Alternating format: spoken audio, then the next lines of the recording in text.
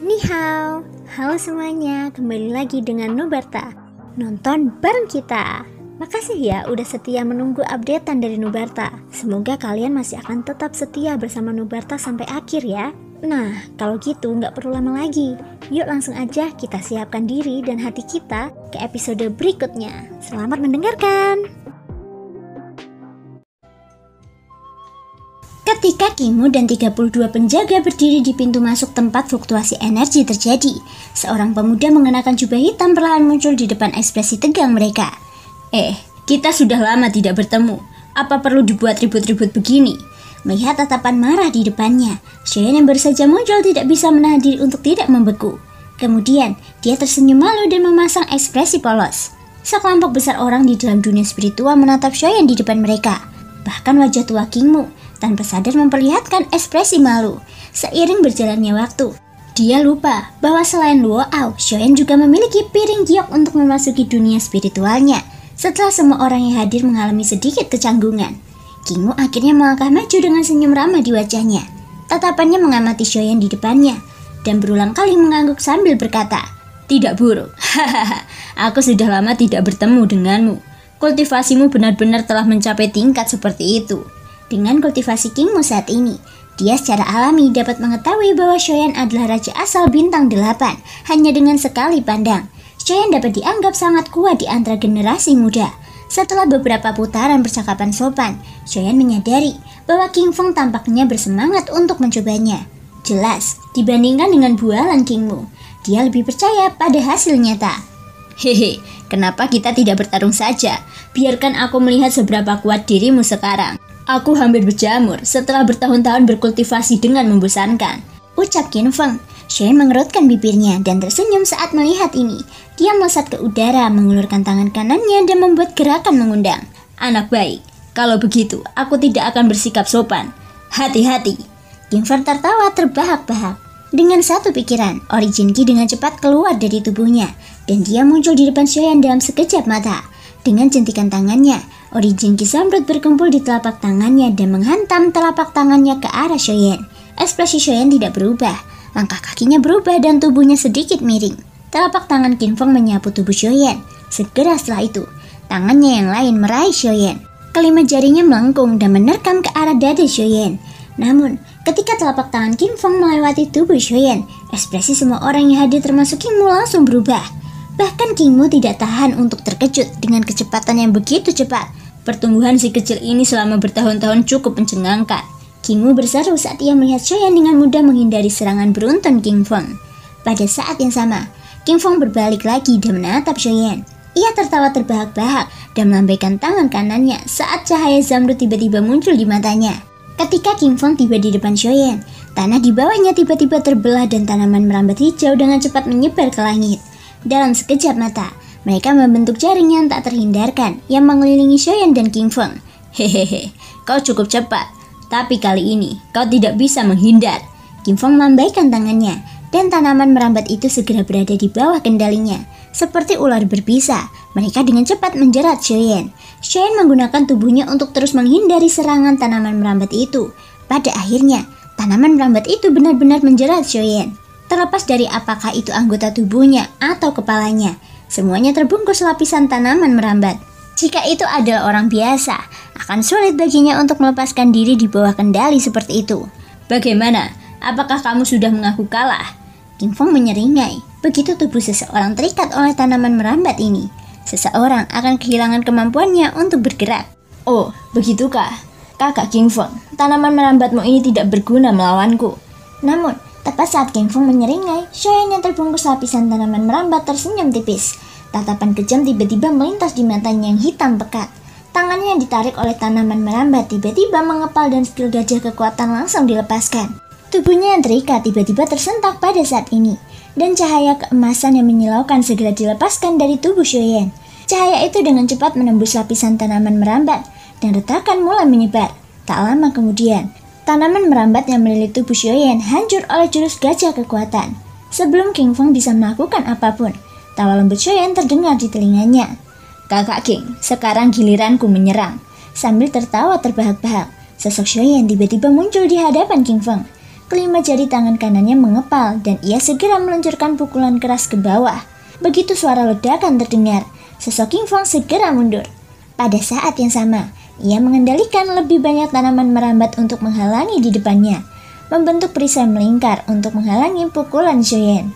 Pukulan Shoyan menghantam ke bawah, dan perisai itu hanya bertahan beberapa saat sebelum hancur berkeping-keping. Kemudian, di tengah sorak-sorai dari kerumunan di sekitarnya, sebuah pukulan menghantam dada King Fong dengan ganas. Kekuatan dahsyat langsung meletus, meledakkan tubuh King Fong sejauh 100 kaki. Bagaimana? Siapa pemenangnya sekarang? Shoyan menunduk dan berkata sambil tersenyum. Mengingat kekuatan yang dimilikinya saat ini, ia yakin bahwa ia dapat melawan siapapun di bawah level kaisar asal dengan keterampilan manifestasi 4 orang suci. Hehe, kamu lebih kuat dari yang kubayangkan. Namun, ini belum berakhir. Ayo, coba gerakan ini.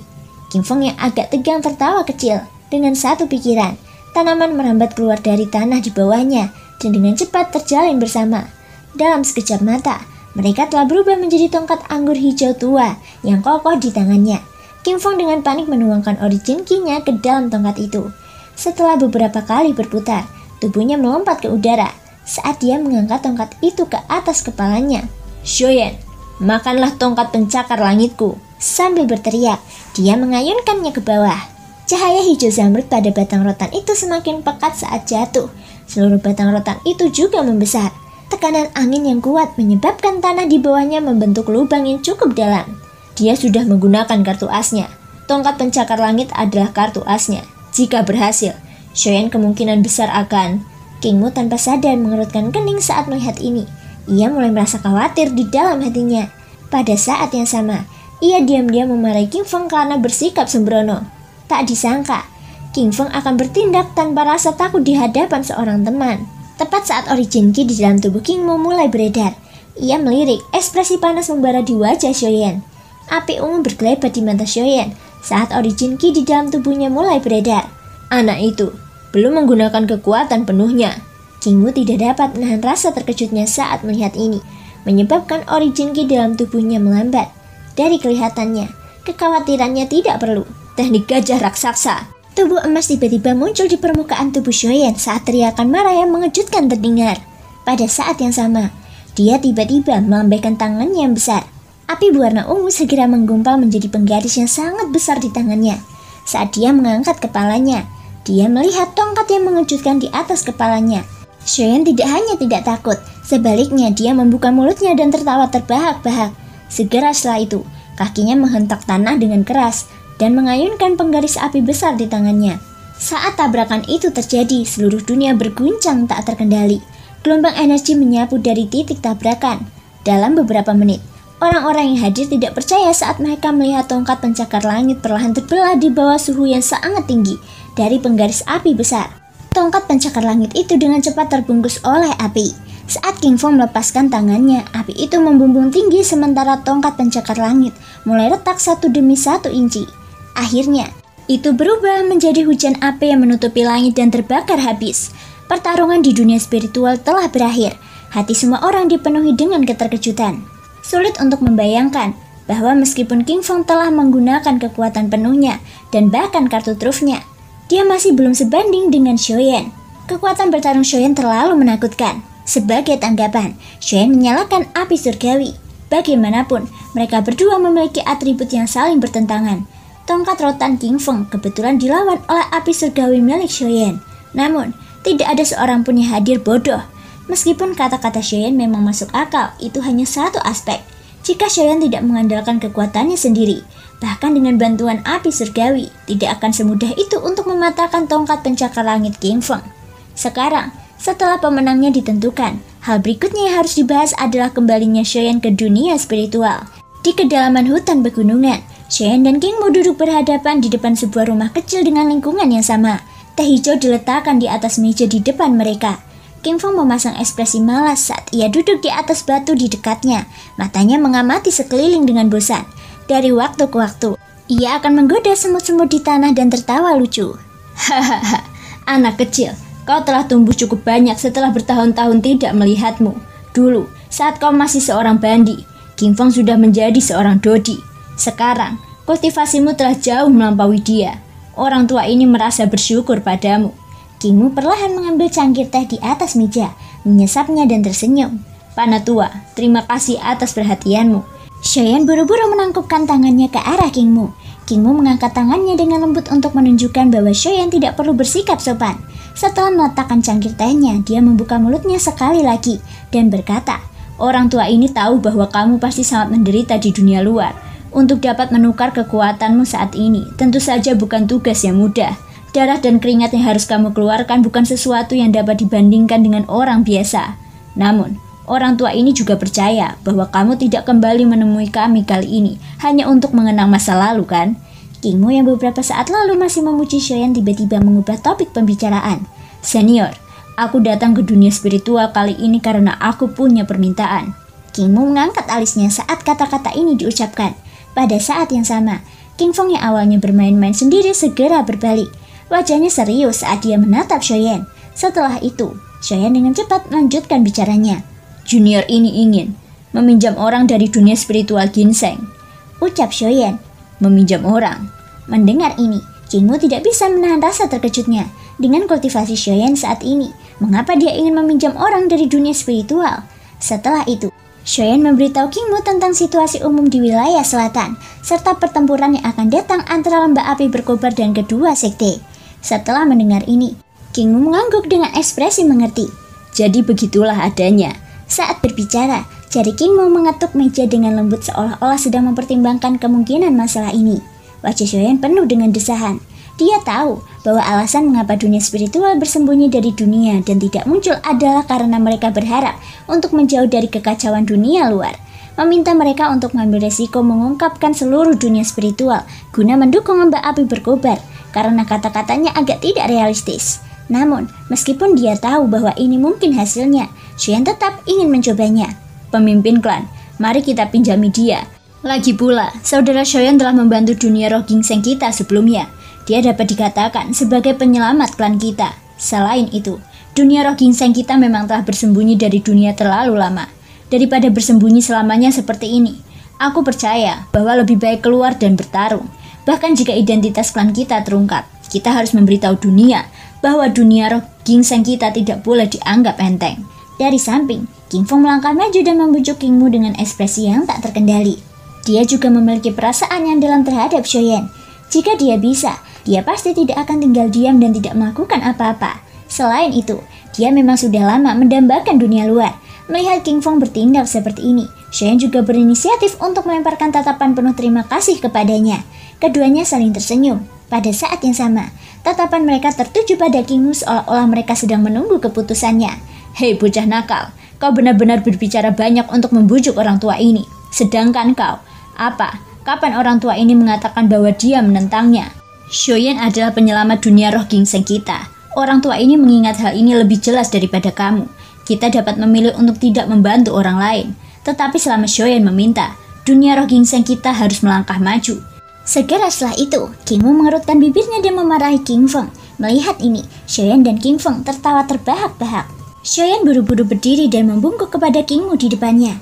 Orang tua itu dengan lembut melambaikan lengan bajunya dan perlahan berdiri dari kursi. Tatapannya menatap hutan pegunungan di kejauhan dan perlahan berkata, setelah bertahun-tahun, inilah saatnya untuk memberitahu orang-orang di dunia luar bahwa dunia roh ginseng kita masih ada di benua ini. Di belakangnya, Shoyan dan King Feng sekali lagi tersenyum. Tanpa sadar, Shoyan menghembuskan nafas panjang. Tujuan utama perjalanan ini akhirnya berhasil diselesaikan. Kalau begitu, yang tersisa hanyalah mengumpulkan semua orang dan bersiap untuk kembali. King Mu setuju untuk meminjamkan 32 penjaga roh dunia ginseng kepadanya. Namun, sebagai penjaga terakhir dunia roh ginseng, King Mu tidak dapat pergi ke selatan ekstrim bersamanya. Bagaimanapun, dunia roh ginseng masih membutuhkan seseorang untuk melindunginya setiap saat. Mampu meminjamkan 32 penjaga kepadanya sudah dapat dianggap sangat baik hati. Shoyan tentu saja tidak merasa tidak puas dengan ini. Ke-32 penjaga dari dunia roh ginseng, semuanya sekarang adalah raja asal, dan banyak dari mereka adalah raja asal tingkat tinggi. Di masa lalu, kelompok sebesar itu sudah cukup untuk menyapu bersih sebagian besar pasukan di wilayah selatan. Mampu meminjamkan mereka kepadanya, bagaimana mungkin dia tidak puas? Dia tentu saja sangat bersemangat. Setelah meminjam orang-orang ini, Shoyan tentu saja harus kembali.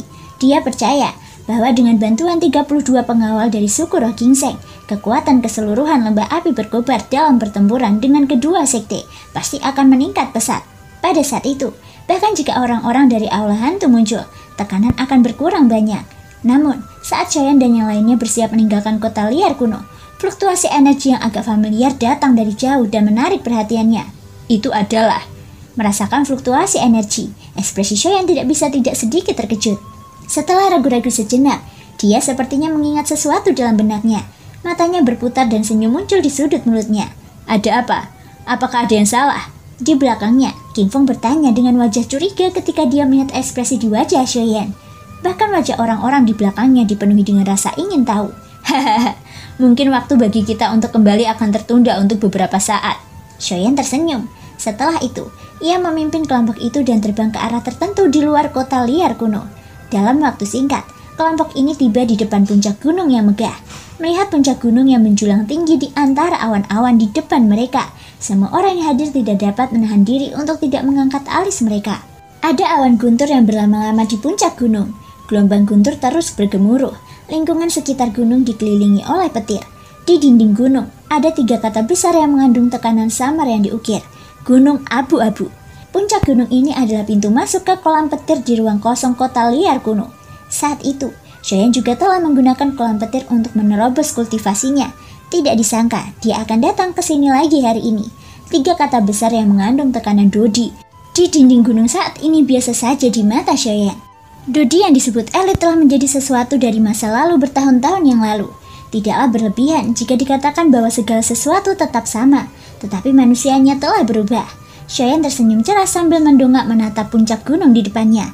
Pikirannya tanpa sadar teringat masa lalu, terutama Guyo. Jika Guyo tidak melindunginya di masa lalu, kemungkinan besar Shoyan tidak akan mampu bertahan hidup. Beberapa saat kemudian, Shoyan menarik pikirannya. Matanya sekali lagi terfokus pada awan petir di atas kepalanya. Dia bertanya-tanya, seberapa besar kultivasinya akan meningkat jika dia memasuki kolam petir di ruang hampa. Melihat situasi di gunung petir, jelas bahwa kolam petir di ruang hampa belum terbuka. Dengan kultivasi Shoyan saat ini dan bantuan jalan agung kehampaan, tentu saja bukan masalah baginya untuk memasuki kolam petir di ruang hampa. Setelah berdiskusi sebentar, orang-orang dari suku Roh Ginseng tidak berniat memasuki kolam petir. Mereka baru saja keluar dari masa pelatihan yang panjang dan baru meninggalkan dunia Roh Ginseng hari ini. Bagaimana mungkin mereka mau kembali ke pelatihan berulang-ulang tanpa melakukan apapun? Oleh karena itu, hanya Shoyan yang mampu memasuki kolam petir pada akhirnya. Dia menyatakan pengertian mereka terhadap hal ini dan tidak mengatakan apapun lagi. Latihan tanpa henti memang akan menyebabkan kondisi mental seseorang retak. Kali ini, Shoyan langsung naik ke puncak gunung kelabu. Ia menatap awan badai besar di atas kepalanya dan ekspresi panas membara perlahan muncul di matanya. Sebuah pikiran melintas di hatinya dan jalan agung kehampaan segera menggumpal dan terbentuk. Jalan itu berubah menjadi tirai di ruang di depannya. Di bawah kendali Shoyan, aura khusus menyebar darinya. Mengikuti distorsi lambat jalan agung kehampaan di dalam tirai, pusaran aneh juga muncul. Shoyan akhirnya tersenyum puas saat melihat ini. Ia baru saja akan melangkah ke dalamnya ketika perubahan tak terduga terjadi di saat berikutnya. Tiba-tiba, petir hitam pekat melesat keluar dari dalam tirai hitam pekat. Petir itu bagaikan ular berbisa yang dengan cepat menyerang Shoyan. Perubahan mendadak yang tak terduga menyebabkan ekspresi sejumlah orang di bawah berubah. Shoyan di sisi lain tetap tenang. Dia tidak hanya tidak berusaha menghalangi petir saat menyambar, dia malah memutar tangannya.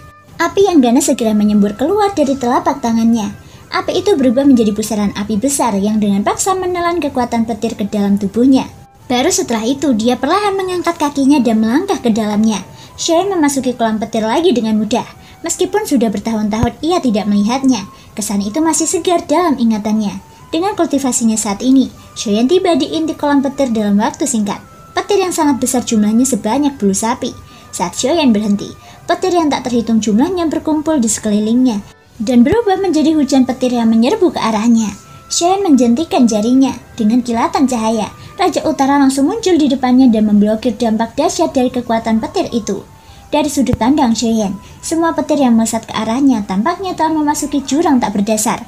Saat mereka menyentuh tubuh Raja Utara, mereka diserap dengan paksa. Kemudian, setelah sedikit berkedip di permukaan tubuh Raja Utara, semuanya dimurnikan. Kekuatan petir yang katanya itu bahkan tidak layak disebutkan di hadapan Raja Utara. Tanpa memperdulikan Raja Utara, Shoyan secara acak mencari tempat untuk duduk. Setelah aura dalam tubuhnya berangsur-angsur stabil, ia mengaktifkan metode Ki Mantra Api dan mulai menyerap semua kekuatan petir di kolam petir. Saat metode Ki Mantra Api beredar, kekuatan petir yang bersentuhan dengan tubuhnya langsung diserap ke dalam tubuhnya. Setelah disempurnakan oleh api surgawi dan sirkulasi metode Ki, itu berubah menjadi energi murni yang mengalir ke pusaran. Pada saat yang sama, pusaran energi besar perlahan terbentuk di atas kepala Shoyan. Kekuatan hisap yang ganas menyebar darinya dan mulai melahap kekuatan petir di kolam petir dengan liar.